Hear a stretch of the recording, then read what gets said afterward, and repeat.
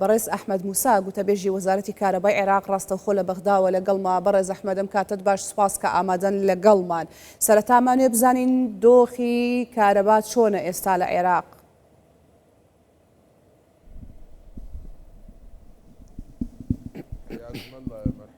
سڵاوتان لێبێت، سڵاو لە بەڕێستان ژینۆخان، سڵاو لە بینەرانی کوردستان 24. ئێستا سیستەمەکە لەژێر کۆنتڕۆڵدایە، کاری وێزگەکانی کارەبا بەردەوامە، سەقامگیرن،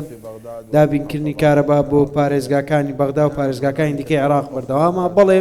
هەناردەی غازی ئێران بە تەواوی ڕاگیراوە، ئەمەش بەهۆی لێکەوتەکانی ئەم دواییانە و ئەو جەنگە مەترسیدارەیە کە لە ناوچەکە هەڵگیرساوە و ئێستا ژێرخانی وزە بە ئامان دەکرێت. ئەمە ژوای کردووە هەناردەی غاز ڕاگیرێت، ئەمەش بووەتە هۆی دابەزینی کارەبا بە بڕی 3200 مێگاوات ڕۆژانە 18 ملیۆن مەتر سێجا غاز هاوردە دەکرا لە ئێرانەوە. بەڵام بەهۆی ڕاگررتنی غاز ئێستا کارەبە بە بڕی 3200 مێگاوات دابەزیوە، ئەمەش دابینکردنی کارەبا کەم دەکات. وەزارەتی کارەبا هەمانگەیەکی زۆری هەبووە لەگەڵ وەزارەتی نەوت، وێزگەکان کاریگەریان زۆر لەسەر نەبووە. سوتەمەنیمان بۆ ئەو وێزگانە دابین کردووە کە بەهۆی هەناردەکردنی ڕاگررتنی هاوردەکردنی غاز ئێران ڕاگیراوە. لەو چەند کاتژمێری داهاتوودا کە زیاتر کاری بۆ دەکرێت. بەڕێز ئەحمەد، پێمان بڵێ بەرهەمی عێراق ئێستا چەندە و عێراق خۆی چەندی پێویستە بۆی کارەبای تەواوەتی دابین بکات بۆ ناوچەکانی؟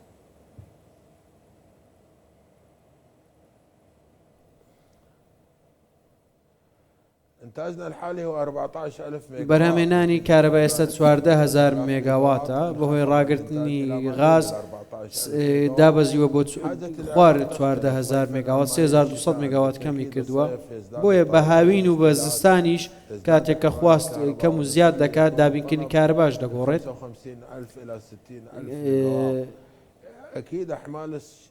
بەدڵنیاییەوە ئێستا ئێمە نزیک دەبینەوە لە مام ناوەندبوونی پلەکانی گەرما. ئێستا بارگرانی زۆر لە سەرۆژگەکانی کارەبا نییە، بۆیە خواست لەسەر کارەبا مام ناوەندە، بەڵام چاکردنەوە هەیە، کار بۆ فراوانکردنی تواناکان دەکەین، دەبێت کار لە سەرۆژگەکانی کارەبا بکەین. جگە لەوەش کە هاوردەی غاز ڕاگیراوە 3200 مێگاوات لە کارەبا کەمی کرد، ئەمەش کاریگەری لەسەر دابینکردنی کارەبا دەبێت. هەوڵیش دەدەین سوتەمەنی جێگرەوە بدۆزینەوە، دوایەوەی کە غازی ئێران هاوردە دەکرێتەوە جارێکی تر تاو کاتە کێشە لە دابینکردنی کارەبا زۆر نەبێت. خاتوژین و بابەتێکی زۆر گرنگتر هەیە. بەڵێ هاوردەکردنی غاز وەگوتم 18 ملیۆن مەتر سێجا بوو، ملیار مەتر سێجا بوو. بەڵام کە دەگەینە هاوین و غازی ئێران دابین نەکرێ کاریگەریەکەی زۆر زیاتر دەبێت، چونکە لە هاوین دەگاتە 50 ملیۆن پێسێجا. ئەگەر لە هاوین ئەو بڕە غازە دابین نەکرێ کاریگەری لەسەر کارەبا زیاتر دەبێت. ئاستی دابەزینی بەرهەمێنانی کارەبا 7,000 و 6,000 مێگاوات کەم دەبێت. بەڕێز ئەحمەد بێربەتی لە چەند ساڵی ڕابردوودا چەندین جار هەم هەرێمی کوردستان هەم وڵاتانی کەندا و هەم وڵاتانی دەرەوەش ئەوروپا و ئەمریکاش عێراقیەکانیان ئاگادار کردەوە کە عێراق خۆی گازی هەیە، پێویست ناکە لە ئێرانەوە بیهێنێ. بۆ سەرمایەگوزاری لە گازی عێراق نەدەکرا بۆ ئەوەی عێراق تووشی ئەم دۆخە نەبێ ئێستا؟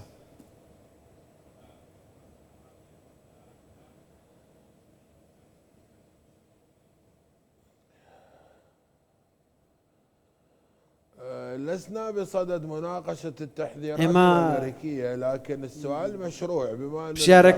الغاز وطني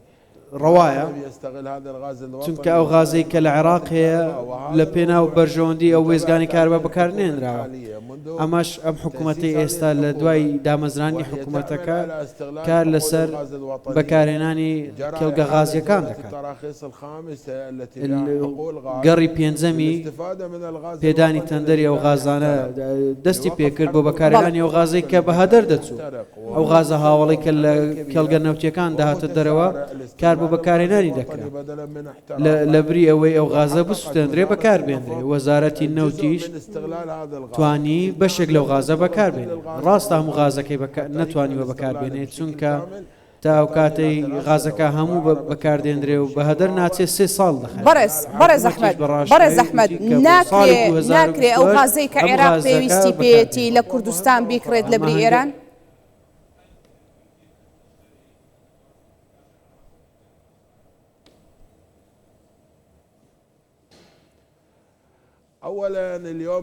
پێش هەموو شتێک ئەمڕۆ عێراق بیر لە هەنگاوی استراتیژی دەکات یەکێک لە هەنگاوە استراتیژیانە دامەزرانی یاخود دروستکردنی دامەزراوەی غازی شلە ئێستا کار دەکەن لە ناوچەی زوبێر ئەو دامەزراوانە دروست بکەن تەنانەت کە ئەو جەنگە لە ئارادا ئەو لێکەوتانەی هەیە کار لەسەر دروستکردنی دامەزراوەی غازی شل لە زوبێر بەردەوامە لەگەڵ کۆمپانیای ئەکسلەڕێتی ئەمریکی گرێبەست واژۆ کراوە بۆ ئەوەی ئەو غازە لە بەندەری بەسڕاوها لەوێەوە دروست بکرێت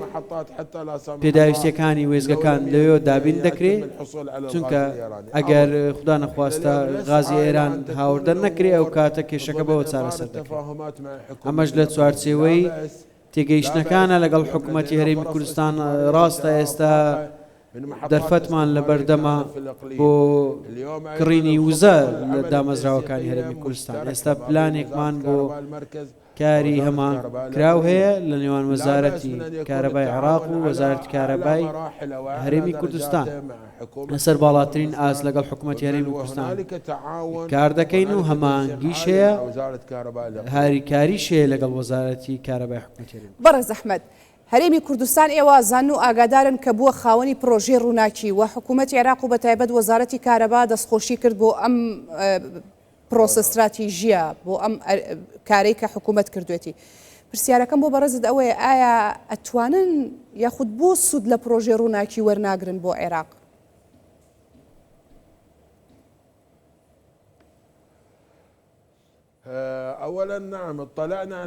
پێش هەموو شتێک ئێمە ئاگاداری پرۆژەی ڕووناکی لە هەرێمی کوردستان پرۆژەیەکی سەرکەوتووە توانیویەتی بەهەدەردانی کارەبا نەهێڵێت سەرکەوتوو بە تاڕادەیەکی زۆر سەرچاوەکانی بەباشی کۆنتترۆل کردووە زێدەڕۆیی چارەسەر کردووە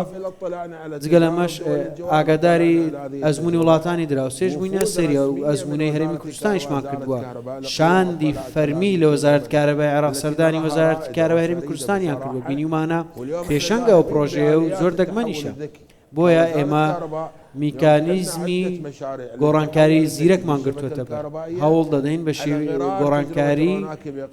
بکەین لە تۆڕی کارەبا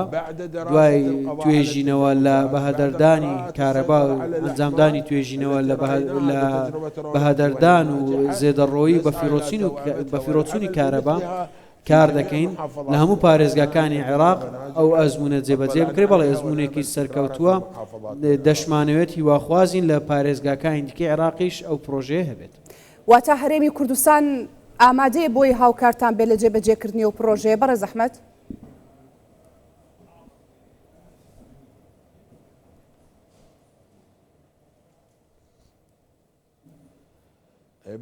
بەدڵنیاییەوە هەروەک باسم کردو بەڕێست هەمانگەیەکی زۆرمان هەیە پلانی کارمان هەیە لێک تێگەیشتنی گەورە هەیە لە نێوان وەزارەتی کارەبا و وەزارەتی کارەبای عێراق وەزارەتی کارەبای هەرێمی کوردستان چەندین جار شاند سەردانی هەرێمی کوردستانی کردووە بۆ هێمانگی باڵا بکرێن في داخل محافظاتنا هیچ العراقية کێشەیەک نییە ئەزمموی هەرێمی کوردستان لە پارێزگاکانی دیکەی عراقیش جێبەجێ بکرێ. حکوومەتی فیدرالی ڕێنمایی دەرکردو بگەین بە میکانیزمێکی هاوبەش تا سوود لە کێڵگە غازیەکان وەرگین، هەروە سوود لە پرۆژەکانی بێکبەستنەوەی کارەبا وەرگرین کە لە خاکی هەرێمی کوردستاندا هەیە، بتوانین ئەو هێڵانە بێک ببەستینەوە لە پارێزگای دۆکیش ئەو تۆڕانە بێکدی و بەستینەوە. بەڵێ باشە، لە قسەکان تا باسی سوتەمەنی جێگرەوەت کرد، ئەکرێ بەڕێز ئەحمەد موسا پێم بڵێ سوتەمەنی جێگرەوەی خێرا چییە؟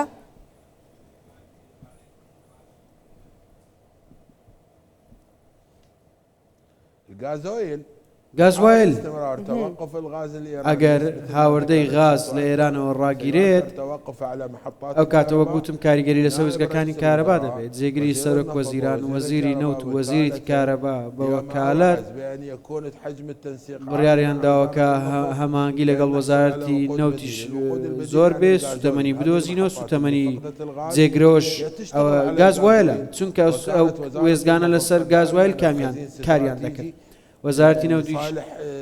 کۆگایەکی استراتیژی هەیە لە بەرژەوەندی وێزگەکانی کارەبا دروست کراوە، هەروە سوتەمەنی بۆ ئەو وێزگانەش دابین بکرێت کە کاریگەریان لەسەر لە ڕۆژانی ڕابردوو ڕێز وەزیری کارەبا سەرپەرشتی کۆبوونەوەیەکی کرد لەگەڵ بەڕێوەبەرانی تر، چەند پلانێک تاوتوێکران، پلانێکی ئاسایی و پلانێکی بۆ باری لە ناکاو، یەکێکیان هەردوو پلانەکە پەسەند کران، ئەو پلانێکە بۆ باری لە ناکاوە دۆزینەوەی سوتەمەنی جێگرەوەی ئەویش لە کاتێکدا سوتەمەنیە بەکاردێ غاز بۆ وێزگان. بەڕێز ئەحمەد پێمان بڵێ خەرجی کارەبای عێراق چەندە و داهاتەکەی لە بەرامبەرا چەندە؟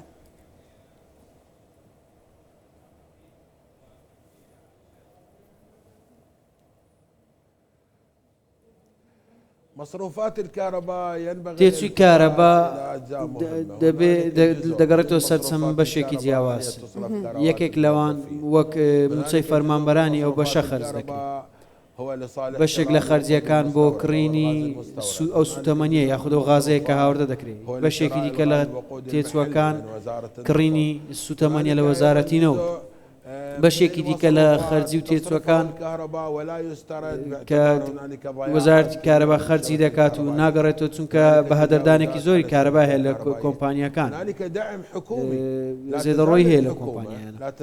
حکوومەتیش و دەوڵەتیش کارەبا بە نرخی پاڵپشتی کراوە بە هاوڵاتی دەفرۆشێت، ئەو نرخە پاڵپشتی کراوە لە سەدان 90، واتە حکومە زۆر پاڵپشتی دابین، پاڵپشتێکی زۆر دابین دەکات، واتە بە گوێرەی نرخی تێچوو ئەو کارەبایان نافرۆشرێت، بۆ نمونە بۆ یەکەکانی نیشتەجێبوون بۆ پرۆژە بازرگانیەکان و پیشە سازیەکان. هیچ ئامارێکی گشتی و لەبەردەستایە بەڕێز ئەحمەد پێم بڵێ؟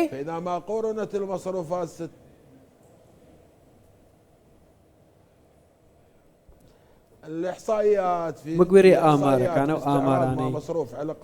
سەبارەت بە تێچووی کەرتی کارەبا هەیە، ئەوە لایەنی چاودێری هەیە وەک وەزارەتی دارایی و دیوانەکانی تر دەتوانن باس لە خەرجیەکانی کەرتی کارەبا بکەن، بەڵام خەرجی بەگەرخستن هەیە،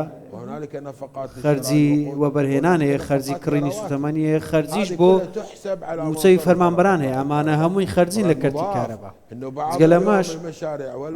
ئەو پرۆژانە و ئەو وێزگە ئەو ژێرخانەی کارەباشکە هەیە لە بەشێک لە پارێزگاکان وێران کران لەلایەن گروپە چەتەیەکان ڕابردوودا. بەڕێز ئەحمەد موسا گوتەبێژی وەزارەتی کارەبای عێراق لە بەغداوە لەگەڵم بووی، ڕاستەوخۆ سپاس.